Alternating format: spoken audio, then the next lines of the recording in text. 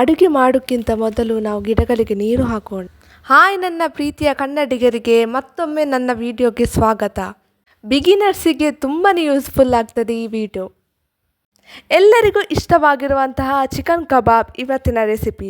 ಮೊದಲಿಗೆ ಒಂದು ಬಾಣಲೆಯನ್ನು ತೆಗೆದು ಅದಕ್ಕೆ 2 ಲೋಟದಷ್ಟು ನೀರನ್ನು ಹಾಕಿ, ಅರ್ಧ ಕೆಜಿ ಚಿಕನನ್ನು ಹಾಕಿ, ಸ್ವಲ್ಪ ಉಪ್ಪು ಹಾಕಿ, ಸ್ವಲ್ಪ 50% ಬೇಯುವಷ್ಟು ನೀವು ಬೇಯಿಸಬೇಕು. 50% ಯಾಕೆ ಬೇಯಿಸೋದಂದರೆ ನಾವು ಮತ್ತೆ ಬೇಯಿಸುವಾಗ ಮಸಾಲೆಯೊಂದಿಗೆ ಆವಾಗ ನಮಗೆ ಈಸಿ ಆಗಲಿ ಅಂತ. ನಂತರ 1 ಸ್ಪೂನಷ್ಟು ಅರಿಶಿನ ಪುಡಿಯನ್ನು ಹಾಕಿ, ಇದು ಕಲರ್ ಕೂಡ ಬರ್ತದೆ ಮತ್ತು ಹೆಲ್ತ್ಗೆ ತುಂಬಾ ಒಳ್ಳೆಯದು.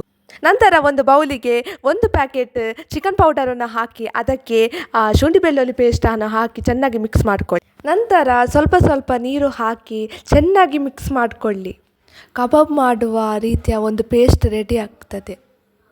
ನಂತರ ಅದಕ್ಕೆ ನಾವು ಬೇಯಿಸಿಟ್ಟಂತಹ ಚಿಕನನ್ನು ಹಾಕಿ ಪೇಸ್ಟ್ಗೆ ಹೊಂದಿಕೊಳ್ಳುವಷ್ಟು ಮಿಕ್ಸ್ ಮಾಡಬೇಕು. 10 ನಿಮಿಷ ನೆನೆಯಲು ಇಡಬೇಕು. ನಂತರ ಇನ್ನೊಂದು ಬಾಣಲೆಗೆ ಎಣ್ಣೆಯನ್ನು ಹಾಕಿ ಅದಕ್ಕೆ ನಾವು ನೆನೆಸಿಟ್ಟಂತಹ ಚಿಕನನ್ನು ಹಾಕಿ ಬೇಯಿಸಬೇಕು. ಚಿಕನ್ ತುಂಬಾ ಕ್ರಿಸ್ಪಿ ಆಗಬೇಕು, ಇಷ್ಟು ಕಾಯಬೇಕು.